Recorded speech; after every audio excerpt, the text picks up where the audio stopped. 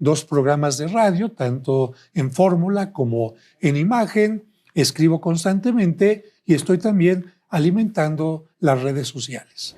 Me tocó componer la música para Plácido Domingo, para 300 voces, un coro con toda la orquesta, en náhuatl y en español. Iba a trabajar para tratar de alejar a las prostitutas de la Merced y acercarlas a un mejor camino no religioso.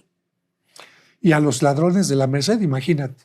Mi novia me dice, quiero que me acompañes a unas pláticas cuaresmales. Oh, ¿qué es eso? Sí, para preparar la cuaresma. Dije, dije, la madre. En mis 41 años de sacerdote, solamente he hecho 3 exorcismos. Un venezolano que sí cuida la entrada de la puerta, vio cómo esta mujer se empezó a elevar y cómo yo lo sentí, pero él veía cómo me estaban cacheteando. Así. Y cuando ya vino todo el exorcismo, quedó espantoso. Padre, yo tengo miedo de que se le haya salido a la persona y se me haya metido a mí. No te preocupes.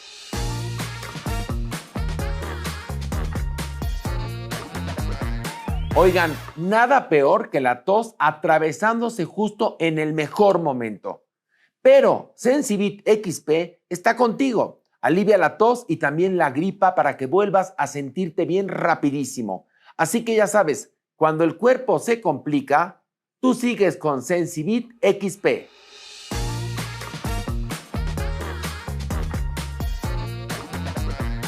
Hola, ¿qué tal? Sean bienvenidas y bienvenidos al Meet and Greet de TV Notas. Y en esta ocasión, en Technicolor y en persona, el padre José de Jesús.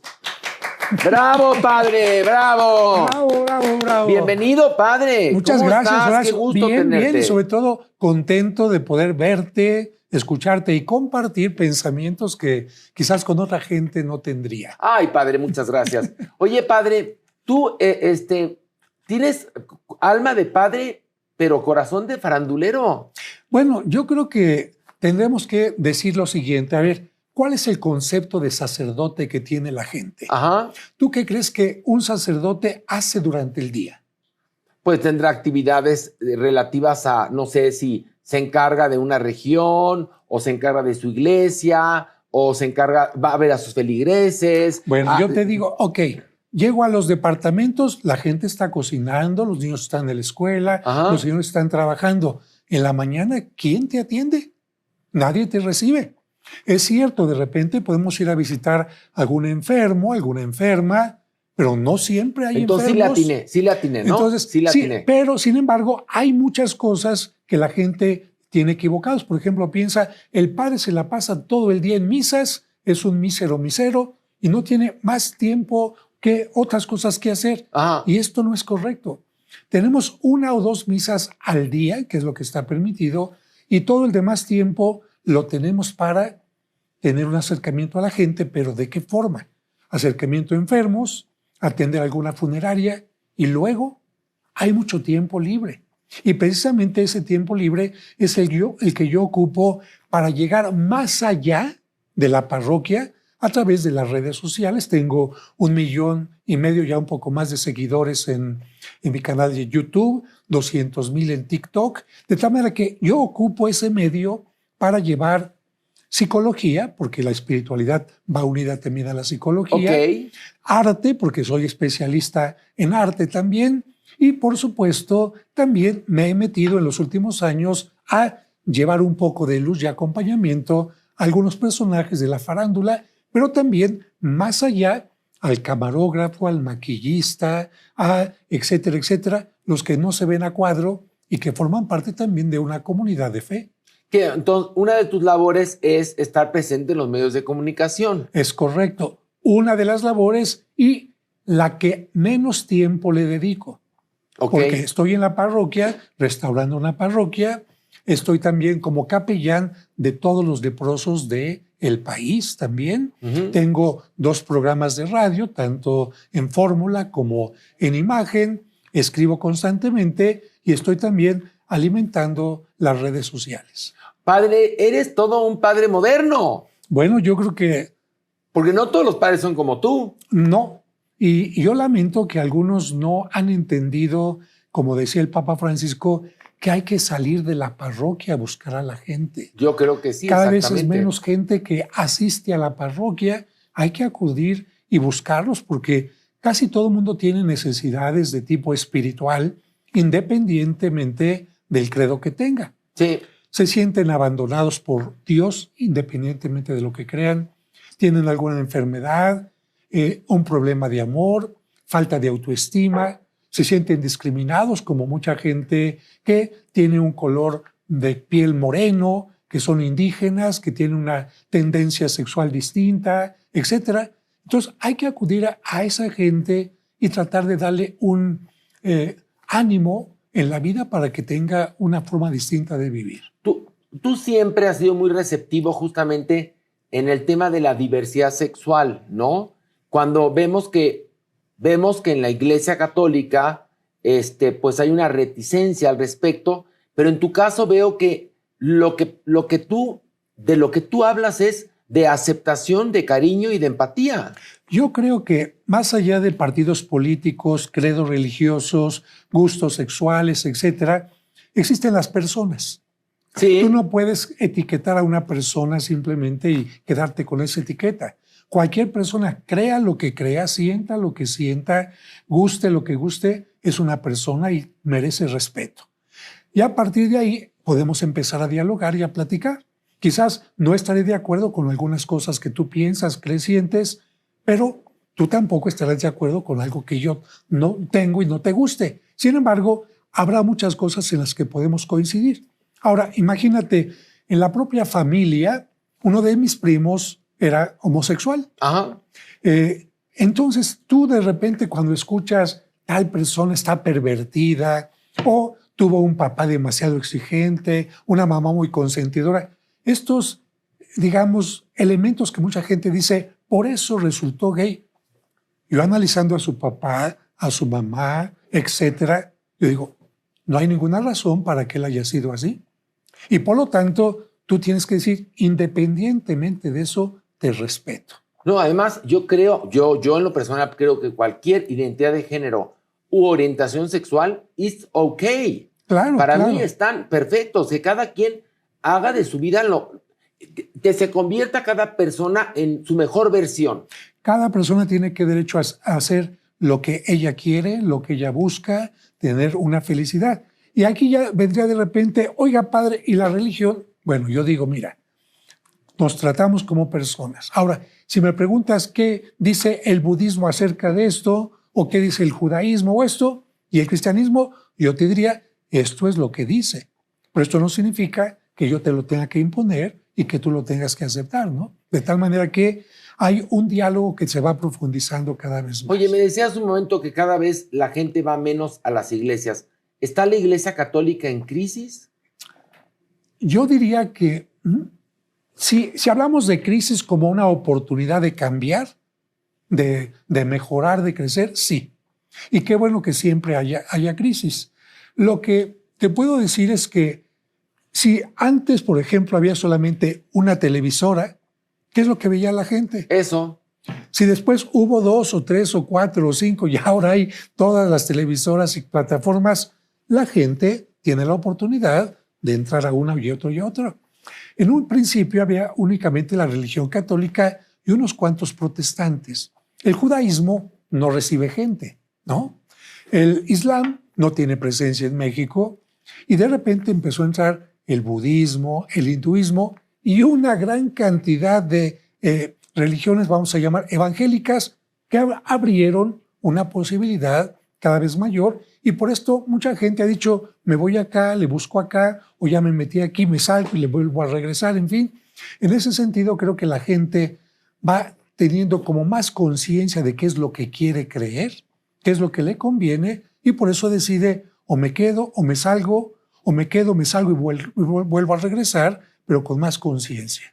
Pero fíjate, dices, la gente con lo que le conviene, a final de cuentas, pues una religión no es lo que te conviene, de alguna manera es con la que naces. No, porque hay gente que nace en una religión católica y los papás, como fue en mi caso, pues te enseñan que hay que ponerte ceniza, que hay que ir a misa, Sí. y empiezas a preguntar, ¿y por qué? Tú póntela. Ok. Y a misa, ¿y qué es eso? Bueno, vamos.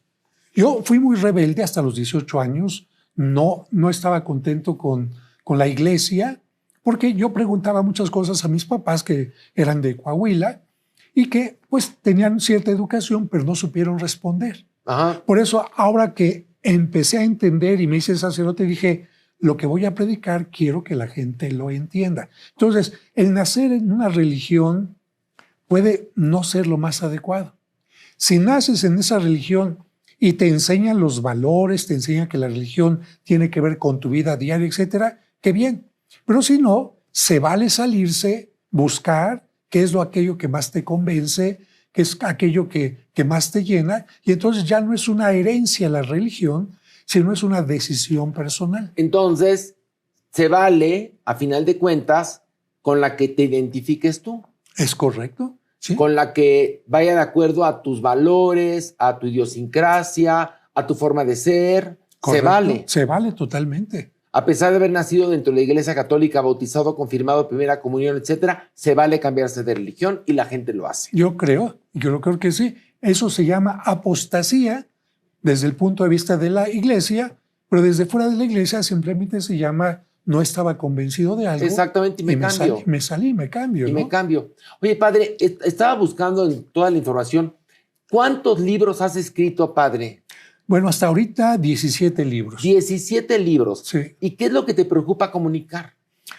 Primero, comunicar lo que la gente necesita saber o entender. Ok. Mira, yo creo que el primer libro que publiqué tuvo que ver con las entrevistas que me empezaron a hacer, como la que me estás haciendo ahora. Uh-huh. Y a través de las preguntas que me hacían en las distintas entrevistas, yo fui haciendo una lista.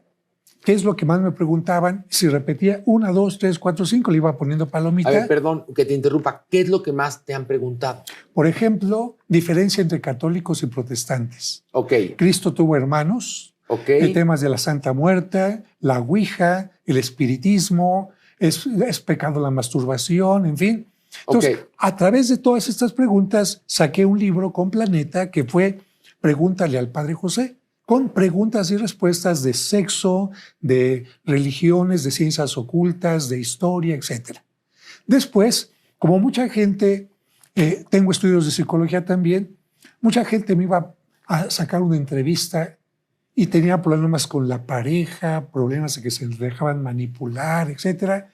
Y yo dije, es un problema de espiritualidad, pero sobre todo de autoestima. Ok. Porque la gente cuando tiene baja estima se deja manipular, piensa que merece solamente migajas de amor, Sí. no se sabe expresar, tiene miedo a equivocarse, en fin. Entonces saqué un libro que es un curso de autoestima que he dado desde hace 15 años ante 1000 personas y la gente sale agradecida. Porque cuando la gente le cambias el chip, le dices, nada de que eres mierda, nada de que no vales, nada de que te tienes que dejar manipular, le cambias el chip, la reprogramas y tiene un cambio importantísimo. Ok. Ese mismo libro tiene también un curso de tanatología, porque cuando la gente tiene una pérdida, puede quedar marcada para toda la vida si no le ayudas a vivir un proceso de saneamiento mental. Por ejemplo, la gente puede quedarse enojada con Dios por la pérdida. Dios mío, te pedí que no se muriera mi mamá y se murió. Fui a la basílica y te pedí de rodillas que me curaras y no me curé. O te pedí que tal persona no me abandonara y se fue con la otra. Entonces hay que decirle a la gente, ¿realmente tú crees que Dios tenía control sobre esas cosas? Entonces cuando le ayudas a la gente que entienda que la pérdida no es porque Dios te haya abandonado, y cuando le ayudas a la gente a entender por qué te aferras a cosas que ya pasaron, por qué no dejas fluir, por qué no te das cuenta que esta enfermedad que tienes es parte de no dejar fluir las cosas y cosas así, la gente también lo agradeció mucho. Entonces, por eso esta parte de la psicología fue muy importante. Pero tengo otra área también que mucha gente no sabe. Maestro del Museo Sumaya, asesor del Museo del Carmen, del Museo de San Ildefonso, etcétera, etcétera. Soy maestro de Historia del Arte. Empecé en estéticas en la UNAM y en muchos lugares. y he publicado libros que tienen que ver con el arte, sobre todo con la iconografía, que es ayudar a la gente que, oiga, padre, y ese santo que tiene un perrito, ¿por qué? Oiga, ¿y por qué a la Virgen se le representa con un puñal acá? Y ese santo que tiene acá. Entonces, ayudar a la gente como detective a que descubra el secreto de los sarcófagos, de los retablos y muchas cosas así. Y finalmente, tengo otra parte también que es mi creatividad. Soy escritor, me gustan mucho los cuentos y por lo tanto es una parte que me ha permitido incluso recibir una medalla en Bellas Artes o una medalla en parte de la UNESCO por el trabajo teatral que he realizado y por los cuentos que he escrito también. Oye, te has ganado el Premio Nacional de Periodismo. Sí, 2 veces. 2 veces. 2 veces, sí. Por 2 libros diferentes. Uno por un libro que tiene que ver con el asesoramiento a todos los reporteros de México, de Estados Unidos, de Europa, en lo que tiene que ver con la sede vacante y todo lo que implica esto. Ok. Y el otro tiene que ver con las respuestas que todos los periodistas estuvieron recibiendo de mí precisamente durante el tiempo del 2000 al 2004 en todos los temas que se tenía que tener referencia o a cultura cristiana o relación iglesia-estado y muchos otros temas. Entonces ha sido el reconocimiento. Oye, padre, también has probado el delicioso sabor de las tablas. Te has parado en escenarios. Sí. Fíjate, has hecho teatro. me gusta mucho el mundo de la actuación y el del baile. ¿Sabes con quién comencé? ¿Con quién? Con Janet Arceo. ¿Con Janet Arceo? Con Janet Arceo. ¿Qué hacías con Janet en Televisa Chapultepec. Ok. Ella y yo participábamos en un programa que se llamaba Wonderlandia.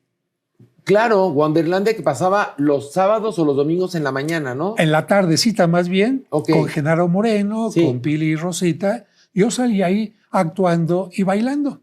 Mi mamá nos llevaba, a mí me gustaba eso. Después me salí, se quedó mi hermana, porque a mí me gustaba más el baile y entré a compañías de danza, incluso estuve con Amalia Hernández. ¿Bailaste con Amalia Hernández? Bailé con Amalia el Hernández. baile folclórico de Amalia Hernández. Sí, y con esa experiencia, cuando fue la canonización de Juan Diego, sí. yo pedí que fuera la primera vez que hubiera danzas dentro de la misa. Me tocó componer la música para Plácido Domingo, para 300 voces, un coro con toda la orquesta, en náhuatl y en español, con 10,000 sonajas en la basílica y con la entrada de la imagen de Juan Diego con el ballet de Amalia Hernández. A ver, tú eres un padre moderno, ya hemos hablado de todas las actividades que haces y todavía se van a enterar de otras cosas que hace. Pero otro lado, hay una ala conservadora en la Iglesia Católica que evidentemente debe de criticarte. Fíjate que tengo una fortuna, que si la gente analiza, por ejemplo, es que se la pasa en la televisión, vengan a ver la parroquia. Sí, claro. Vengan a ver primero la iglesia que construí de un basurero en un lugar totalmente pobre. Sí. La levanté desde abajo. Segundo, restauré la catedral. Durante 4 años le cambié pisos, le quité andamios, le puse cédulas museográficas. Vean a ver lo que hice aquí. Sí. Ahora, vengan a ver a San Cosme, cómo lo recibí, cómo lo dejé. Vayan a ver las horas de clases que he dado. Vean el trabajo que he tenido con los leprosos, que me ha permitido recibir 2 medallas en Estados Unidos. Vean los programas de radio que he producido, donde tengo la Biblia en radionovela, los cursos de catecismo, etcétera. Díganme entonces qué he hecho de mal. No, bueno, porque seguramente muchos son muy conservadores y creerán que todas esas actividades son profanas. ¿No? Pues fíjate que algunos empezaron así, pero viendo mi trabajo se han dado cuenta que no es porque a alguna gente le gusta ser protagonista. Bueno, y les digo, sí, cada quien tiene que ser protagonista de su propia vida. Totalmente. Venimos a eso. Además hay una cosa, los sacerdotes de alguna manera tienen que ser histriones. ¿Por qué? Porque están frente a un público en la misa y tienen que dar la misa y para eso hay que ser un poco histrión, padre. Claro, y hacer que la misa sea atractiva, utilizar un lenguaje adecuado. Regresando al mundo del teatro, he producido obras de teatro, por ejemplo, pastorelas con Edgar Vivar, Sí. con Tatiana, con Excelsa, con 2 luchadores en especialistas, 40 actores en escena. Imagínate. He producido desde hace 14 años La Pasión de Cristo, versión barroca, en el Zócalo. Ok. Produje una pastorela para 100,000 personas en el Zócalo, con el ballet de Silvia Lozano, actores y muchas cosas más. Y todo esto, evidentemente, para evangelizar. Y he salido de repente en pequeños videos, como me llamó la atención cuando me pidió Black Eyed Peas, que saliera en un video con ellos. Yo dije, ¿cómo? ¿Quién va a salir? Va a salir el señor Aguilar, va a salir, ¿cómo se llama? Todos los de Estados Unidos y los de México, 2 segunditos, 3 segunditos, y queremos que salga usted. Bueno, o con el Commander también. También. Yo no lo he pedido, ellos me dicen, queremos que salga usted, pues apoyamos un poquito también. Padre, ¿cómo es el llamado de Dios para convertirse en sacerdote? ¿Cómo es? Te voy a responder y con esto vas a entender también el por qué fui sacerdote. Yo tenía, como te dije, una reacción tremenda contra la iglesia porque no entendía nada. Ok. Mi deseo era ser administrador de empresas porque me gusta ser empresario y administrar las cosas. Tercero, estaba en una etapa rebelde, tenía el cabello hasta acá. Iba a trabajar para tratar de alejar a las prostitutas de la Merced y acercarlas a un mejor camino no religioso. Y a los ladrones de la Merced, imagínate.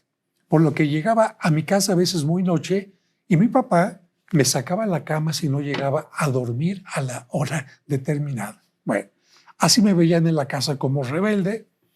Estaba estudiando en el Politécnico Nacional, en la ESCA, y tenía una novia. Y en ese momento mi novia me dice, quiero que me acompañes a unas pláticas cuaresmales. Oh, ¿qué es eso? Sí, para preparar la cuaresma. Dije, dije, la madre. Dijiste, qué flojera, ¿no? Pero por la novia hay que hacer lo que se puede. Ok, perfecto. Además, ella muy buena, ella me enseñó a tocar piano. Entonces fui. Y de repente, oh sorpresa, empecé a escuchar a un sacerdote que dije, este no es cura. Una forma de hablar desde el punto de la psicología, de la sociología. Ese sacerdote era el director del coro de la Ópera de Bellas Artes. Y tenía una escuela de artes también. Yo dije, ¿cómo?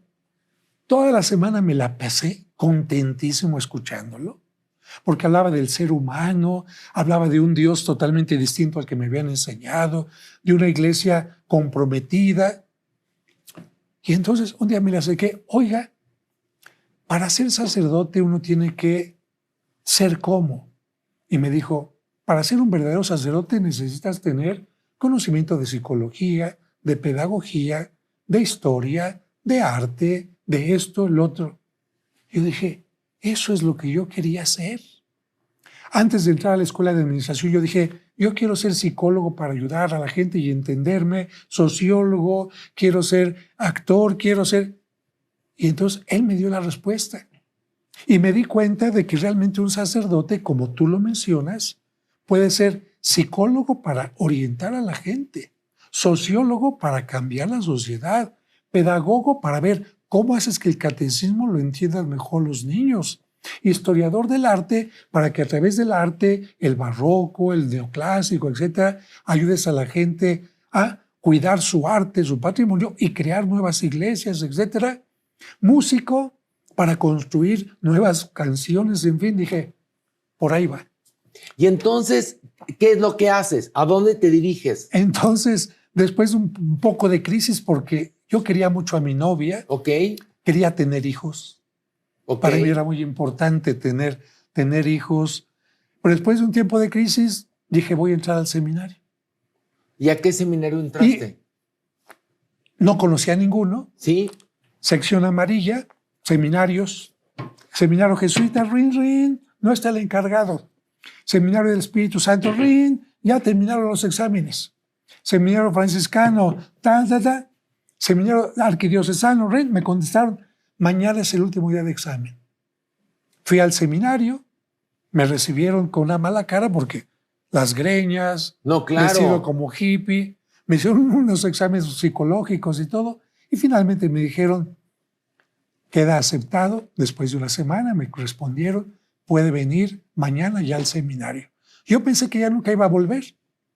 Mis papás no me acompañaron porque dijeron, estás loco, ¿qué te vas a quedar tú en el seminario?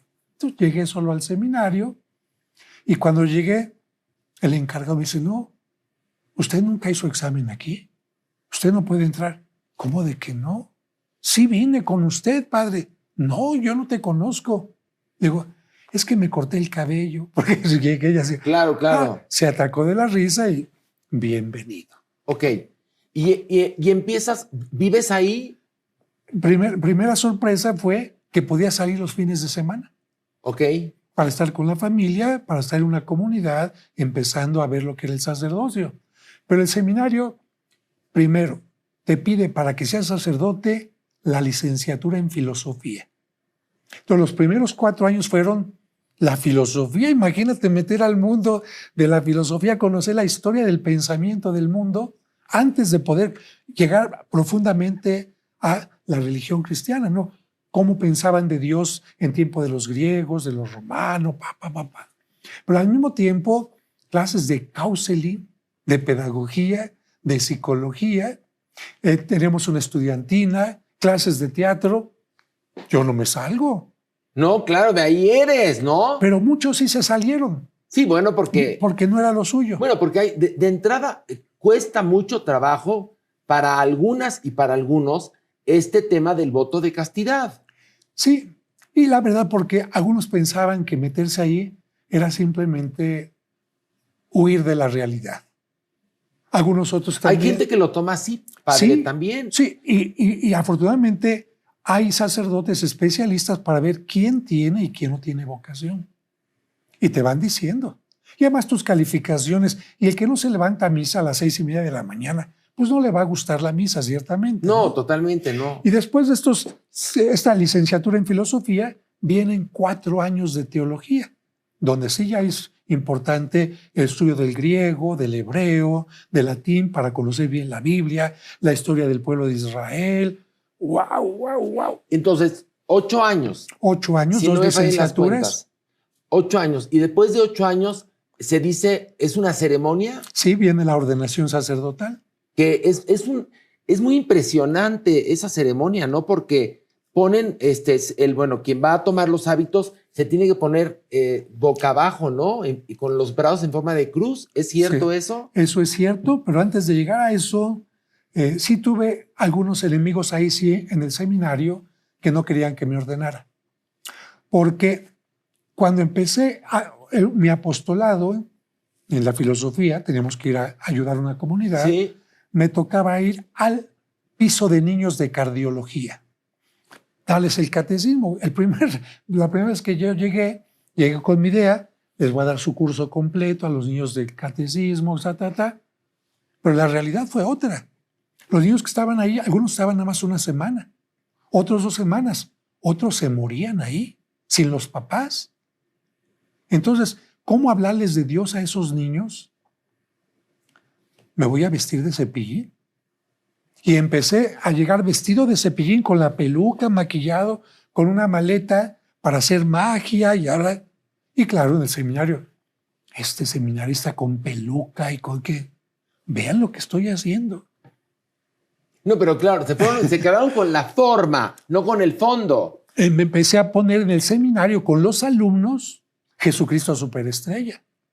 Mira, que en algún momento Jesucristo Superestrella, cuando sale, la califican como una película o una obra de teatro. Casi. Sacrílega, exactamente.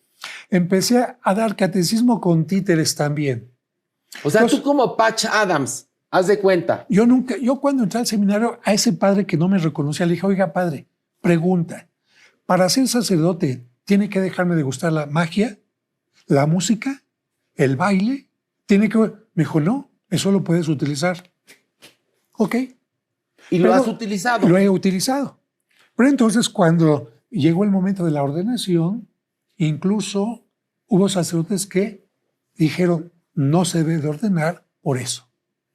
Pero afortunadamente el obispo de ese entonces dijo, necesitamos gente que se acerque a los jóvenes y él nos va a ayudar. Y ahora, ¿cuál es el puesto que ostentas actualmente? Ahorita regresamos a eso. Okay. Cuando es la ordenación, viene la procesión con más de 50 sacerdotes, el obispo. El primero que me ordené en la Basílica de Guadalupe. Nadie se había ordenado ahí. Y cuando yo me di cuenta de lo que significaba ser sacerdote, dije, no voy a poder. Toda la procesión entré llorando. Ay, ay, ay. Todas las lecturas llorando porque estaba diciéndole adiós a esos hijos que ya nunca iban a venir. Hasta que llegó el momento, José de Jesús Aguilar, te llama el obispo, dije, presente. Dije, ya, lo acepté y punto. Y bien, en ese momento te tienes que tirar para decir, renuncias a tu vida para ti nada más, para tener una vida distinta. Eso es la ordenación. Y entonces ya viene después de esto una noticia, porque el obispo me dice, hemos considerado para que vayas a hacer posgrado a Roma. Entonces, otros 4 años de posgrado, de arqueología, de historia del arte, de teología, y bueno, y después de esto, ya que regresé, pedí que me pusieran en la iglesia más pobre de todas, que fue donde me tocó construir una parroquia. Y después de estar ahí en la catedral y ahora en San Cosme, me pusieron ahora como encargado del área de radio y televisión del Arzobispado de México para responder a entrevistas como estas, porque antes el vocero únicamente hablaba de lo que el cardenal, el obispo, dice. Pero ¿quién va a hablar en entrevistas de la masturbación, de la Santa Muerte, de preguntas que la gente quiere hacer? Entonces fue el trabajo que me dieron. Justamente cuando te pregunté cuáles eran las preguntas, valga la redundancia, que normalmente te hacían y me contestaste que te preguntaban sobre la masturbación, sobre la Ouija, sobre ciencias ocultas. ¿Qué sabes de ciencias ocultas tú? Cuéntame. Bueno, para responder este tipo de cosas, por decir algo, te preguntan de la Ouija. Sí. Entonces tienes que saber, bueno, el origen de la Ouija, una tabla, una sesión espiritista donde se pregunta, ¿hay un muerto aquí? Sí, entonces ya te preguntamos, etcétera, etcétera, etcétera. ¿No es peligrosa? Y precisamente ahí es donde dices tú, bien, imagínate que estamos en una sesión espiritista, ¿hay un muerto aquí? Sí. ¿Ese muerto te muestra su INE? No. Entonces, ¿cómo sabes que es ese muerto y no es el maligno? Exactamente. Ahí es donde le abres la puerta al maligno. El maligno te puede ocupar la personalidad. Soy fulanito de tal y tu esposa te está engañando. No es cierto. Pues si yo creo esto, voy con mi esposa y empiezo con problemas. O otras cosas de este tipo. Entonces, por eso la Ouija sí puede abrir puertas a cuestiones malignas. Y evidentemente, muchas preguntas sobre el exorcismo, que te voy a decir, en mis 41 años de sacerdote, solamente he hecho 3 exorcismos, que son la cosa más espantosa que te puedas imaginar. Y la mayoría de los otros, ¿qué son? Esquizofrenia, tenemos que hablarla así, sentimientos de culpa, deseos de llamar la atención de alguna persona y cosas de este tipo, o bien alguna influencia demoníaca que no es propiamente una posesión. Oye, esos 3 exorcismos que hiciste, ¿saliste victorioso? Sí, sí. Pero es enfrentarte con seres del bajo astral. Es enfrentarte con el demonio directamente. ¿Tal cual? Tal cual. Tal cual. Tal cual. ¿Y dónde fueron estos exorcismos? El primero fue en la parroquia de la Sagrada Familia, en el campamento 2 de octubre, una zona de mucha pobreza. Y los 2 últimos aquí en la parroquia de San Cosme, donde yo ni siquiera pensé que iba a ser un exorcismo porque la persona era una persona no de bajos recursos, como fueron los primeros casos. Una persona con un doctorado. Ok. Una persona bien arreglada, que no creía en determinadas cosas, en fin, pero que ahí en la iglesia, precisamente le dije, pasa aquí a las bancas de la iglesia totalmente vacía, solamente el que estaba en la puerta cuidando, un venezolano que sí cuida la entrada de la puerta, vio cómo esta mujer se empezó a elevar y cómo yo lo sentí, pero él veía cómo me estaban cacheteando, así. Y cuando ya vino todo el exorcismo, quedó espantoso. Padre, yo tengo miedo de que se le haya salido a la persona y se me haya metido a mí. No, no te preocupes. Pero bueno, voy a la parte más importante. En las Torres Gemelas, para que pudieran derribarlas, tuvieron que atacar el punto más débil. En el caso de un sacerdote, tienen que atacar el maligno, tienen que atacar tu punto más débil, tu parte más vulnerable. Y es la parte de la cual tú podrías sentirte inseguro o avergonzado. Como por ejemplo... Te comento rápidamente. Estaba yo celebrando la misa, entra una jovencita como de 17 años corriendo, gritando, y todos los que estaban viendo ahí, estábamos terminando la misa, vimos como si le jalaran la falda, como si le hubieran querido detener jalando como la una fuerza, ok. Llega hasta donde está el altar, justo cuando se termina la misa, se cae desmayada y se va la luz. Ay, que parece película de terror, padre. Yo inmediatamente, tú no puedes pensar en posesión y eso. A ver, yo siempre digo, calma, calma. Si es el caso de una posesión, porque la mamá dice, es que mi hija dice que está poseída. A ver, gente, esto no es un show. Si quieren quedarse a hacer oración, hagamos oración. Lleven a la niña desmayada a la casa. Yo llego ahorita. Porque, te digo esto porque lamentablemente muchos grupos religiosos utilizan estas cuestiones de exorcismo para hacer show. Y aquí tienes que decir, ¿cómo exhibes a una persona que está poseída? Tú no puedes exhibirla.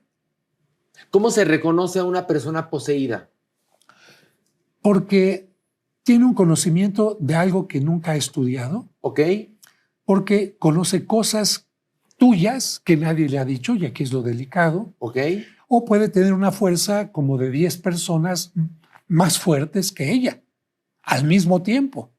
Que de esto, por ejemplo, que me está diciendo, ahora sí que check, la película El Exorcista. Bueno, entonces, nada de show, esto es totalmente privado. Llego a la casa de las personas, desde que entro, siento un frío tremendo.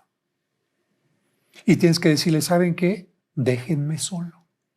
Sabiendo que tiene una fuerza que te puede, bueno, matar. Y empiezo a entrar y apenas voy entrando al cuarto y me recuerda algo de lo que yo me avergonzaba mucho. Y que nadie sabía, porque hasta apenas en ese tiempo lo he comentado. Algo muy sin chiste quizás, pero que me dolió mucho, porque cuando era niño vi la bolsa de mi mamá, que estaba abierta con unos billetitos. Tenía como 8 años, yo creo. Le agarré un billete de 50, me fui a comprar dulces. Los metí abajo del colchón, pero eran 50 pesos de dulces en aquel tiempo. Una lana. Y me los comí todo. A los pocos días tuvimos que cambiar de casa. Y estuvimos de arrimados, por decir así, en casas de unos familiares y ya. Yo nunca uní eso. Hasta que ya de adulto, platicando con mi mamá, oye mamá, ¿cuáles han sido tus momentos más difíciles o dolorosos? Me dice, pues un día que tenía todo justito para pagar la renta, tu papá me había dado esto, era el último día para pagarlo, nos habían aguantado mucho tiempo, y cuando iba a pagar, me faltó un billete de 50. Ay, de niño tú no te das cuenta de eso. No, claro que no. Pero cuando me dijo eso, qué vergüenza. Y eso te lo recordó. Cuando ibas entrando, me dice, a exorcizar a una niña. ¿Era niña o hombre? Una niña. Una niña, ok. Y empieza a decir esta voz. No era ella. No, claro. Porque el demonio ocupa al cuerpo de la persona Sí. y le quita la voz a ella para hablar. De hecho, por eso, cuando una persona está poseída, lo que necesita para que la liberes es que pida ayuda. Y si el demonio impide que pida ayuda, no puedes hacer nada. Entonces imagínate que la persona quiere decir, ayúdame. El demonio que hace, la persona quiere pedir ayuda y el demonio le impide. Por eso una persona poseída puede estar, lo que quiere es pedir ayuda, pero no se lo permite. Y el demonio dice, acuérdate de lo que le hiciste a tu madre. Acuérdate de esos. Claro, en ese momento te hace sentir indigno. Tú dices, ¿cómo yo vengo a sacar al demonio si yo soy de una persona que tengo defectos y cosas negativas? Así, o sea, te debilita y el demonio gana. Pero afortunadamente en ese momento yo recordé lo que nos habían dicho en el seminario, especialmente en un curso de exorcismo. El que va a sacar al demonio no eres tú. Tú no lo vas a sacar por tu propio poder. Tú lo vas a sacar en nombre de Jesucristo que lo venció. Y entonces ahí sí reculé y ¿sabes qué? Yo no vengo a sacarte por mí. Vengo a sacar Y claro, vino una lucha de que se movieron cajones, que esta muchacha se revolcaba y todo para propiciar miedo. Hasta que finalmente pudo liberarse. Después el tiempo se te va, no sabes ni cuánto tiempo estás teniendo ahí, como en el último caso también. Pero después del exorcismo tiene que venir un seguimiento. Tienes que ir a buscar a la muchacha cómo fue que, no le tienes que decir qué pasó nunca, ¿eh? Ok. Jamás de que hiciste esto y lo otro. No, eso afectarías mucho a la persona. Simplemente tuviste un incidente, cómo crees que haya pasado, por si hubo algo, tratar de fortalecer en ese punto, restablecer la confianza, decir a los papás, no le digan cómo estuvo, qué pasó, etcétera, y le das un seguimiento. No es únicamente el exorcismo, sino el seguimiento posterior. O sea, fíjate, entonces, aquí me has venido a dar mucha luz. Yo estudié en una escuela religiosa, pero para mí, mi experiencia fueron muy castrantes, en mi caso. Y ahora que te escucho a ti hablar y que te conozco hace muchos años y que eres una gente muy querida y apreciada por muchísimos en el mundo de la farándula, eres verdaderamente un estuche de monerías. Escribes, trabajas, ayudas, colaboras y encima entretienes. Y vengo a entrevista con Horacio. Y vienes a entrevista con Horacio Villalobos. Entretengo, fíjate que sí, porque es que la misa no tiene que ser aburrida. Claro Tampoco que no. es un circo, pero tienes que llegar a un lenguaje claro y esto me ha ayudado a que cuando transmito la misa por internet, cuando empezó la pandemia, fui de los primeros en que dije, si la gente no va a la iglesia, vamos a transmitir. Ok. Imagínate que la misa que doy la siguen en Japón, en España, en Francia, en Estados Unidos, en Canadá, en muchas partes, una misa con 40,000 seguidores al mismo tiempo. Muy bien. Y me dicen, ¿por qué? Porque a usted le entendemos lo que está explicando. Ahora sí que el padre influencer, totalmente. Eso me da mucho gusto, ¿no? Pero a mí también me da mucho gusto porque además siempre he pensado que eres una persona padrísima, pero nunca habíamos tenido la oportunidad de charlar de tú a tú tanto tiempo, lo cual me hace llegar a conocerte y apreciarte aún más. Pues yo te agradezco y como te decía al principio que no salió al aire, tengo un problema desde hace más de 10 años que me mantiene bajo de peso. Yo creo que fue de alguna manera una tentación para que me alejara de Dios, para que renegara de Él, pero después me di cuenta que no, que fue al contrario. ¿Por qué? Porque al tener esta enfermedad empecé a tomar en cuenta, especialmente a los ancianos, a la gente que tiene padecimientos y a orar constantemente por ellos. Pero además vino algo muy interesante porque yo empecé a tener 30 evacuaciones al día sin control. Me hacía del baño en la camioneta donde iba y tenía que ir a los programas de radio o a la televisión. Llevaba en mi camioneta cubetas con agua, con cloro, cambios de ropa. Nadie se daba cuenta de lo que me estaba pasando. Ay, Evidentemente, padre. muchas veces ahí en Radio Fórmula, mira, hay algunos videos donde estaba totalmente consumido, pero me ayudó primero porque si me voy a morir, porque no había diagnóstico, todo lo que tengo en la computadora lo tengo que escribir. Tenía muchos libros, los publiqué. Luego, algunas cosas que había grabado, como la Biblia en radionovela, dije, para que haya pasado una vez, no, lo subo a YouTube. El sentimiento de que cuando me muero, sigue vigente lo que he hecho. Ahora. Y finalmente, Ajá. aquí vino algo importante. Una persona se acercó y me dijo, padre, tómese esto. Un extracto de agave, que yo dije, ay, me han dado tantas fregaderas que se lo dije a la persona que me cocina. Tenía problemas de dolor de manos, se le quitaron. Me volvió a dar otras botellitas, se lo di a un sacerdote que tenía cáncer y venía a oncología, tenía mucho dolor de piernas. Pues, dije, me lo voy a empezar a tomar. Y esto me fue reduciendo las evacuaciones. Pero algo muy importante, mi memoria ya se iba mi memoria totalmente. Y a partir de esto, mi memoria se mantiene estable. Ahora, ¿ya tenemos un diagnóstico? No. O sea, llevas 10 años con una enfermedad que no se te ha podido diagnosticar.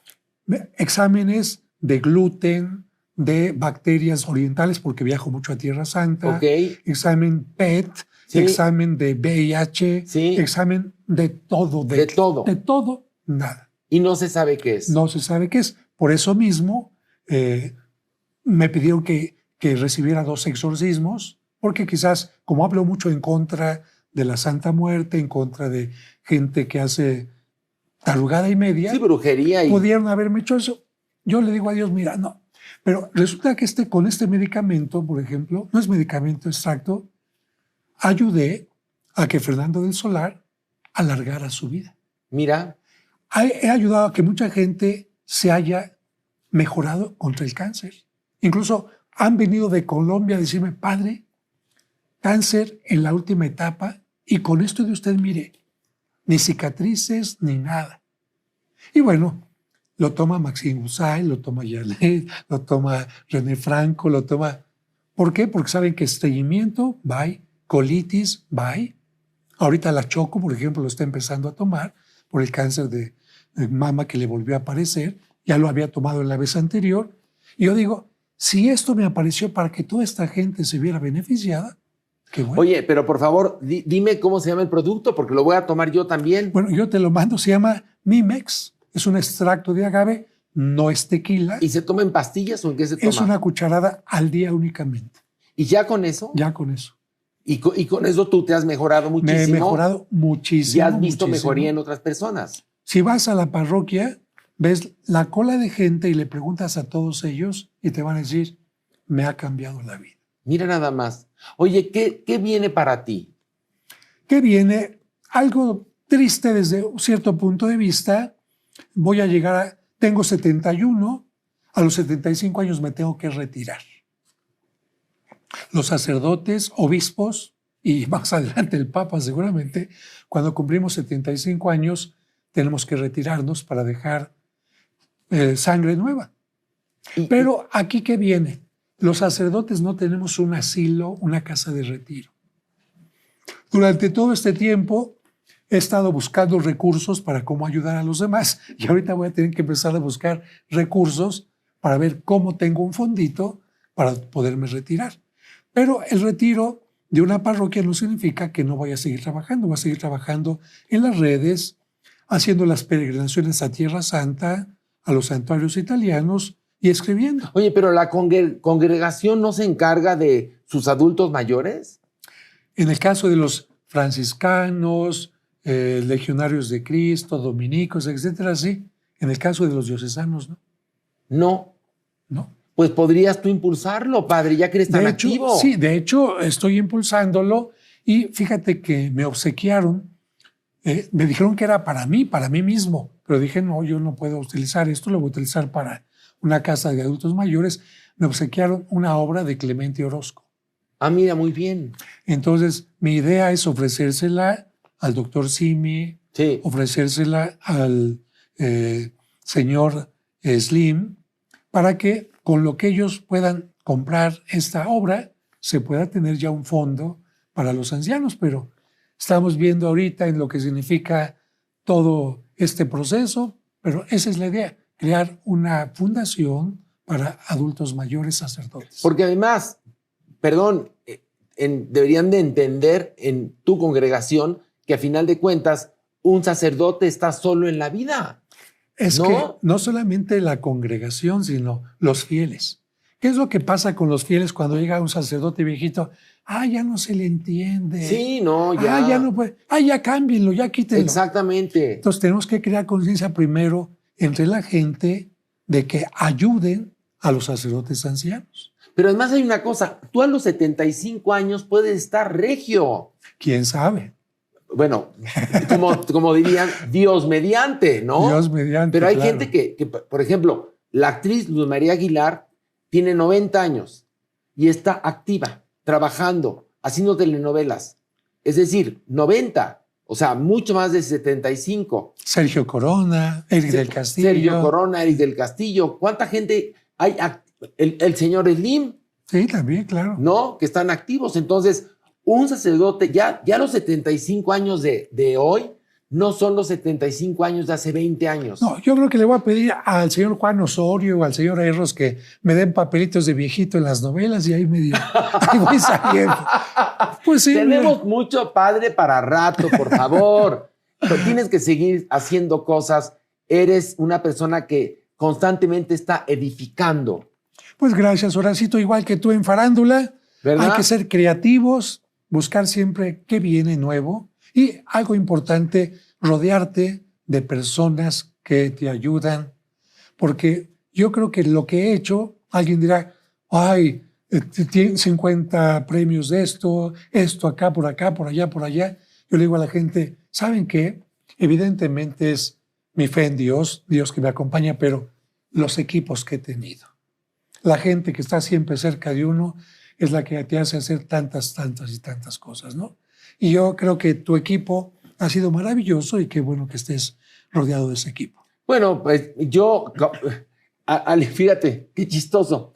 Yo al ser gay, y yo estoy soltero, no voy a tener hijos, ni he querido tener hijos, pero de alguna manera, pues también mi destino es encontrar un lugar donde pueda estar yo, a lo mejor cuando ya no pueda ser independiente, ¿no? Claro. Por eso trabajo en tantos lados, por eso tengo Farándula 021, que es el podcast con todo este equipo de gente maravillosa.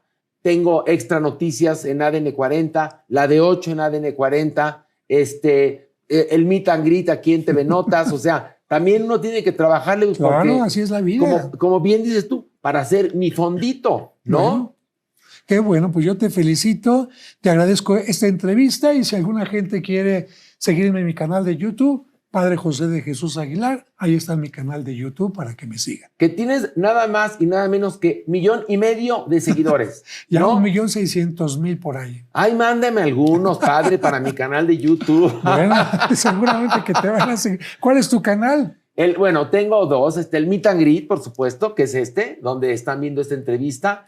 Y tengo Farándula 021, el podcast, que está en YouTube, que ahí va con sus 51,000 seguidores. Bueno, ahí vas. Ahí voy poquito a poco.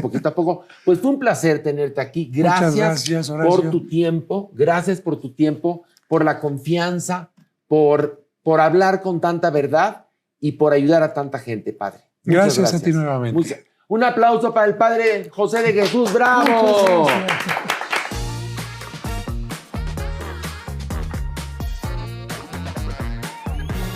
En tiempos difíciles, cuando nuestro corazón necesita una caricia, recordemos que el hogar puede ser nuestro refugio más fuerte. Un abrazo, una palabra, una mirada con cariño pueden cambiar un día entero. Esta Navidad, el sistema DIF Sinaloa te invita a reforzar la unión familiar. Porque el hogar es tu primer espacio de paz, protección y esperanza. El corazón de DIF Sinaloa, contigo siempre.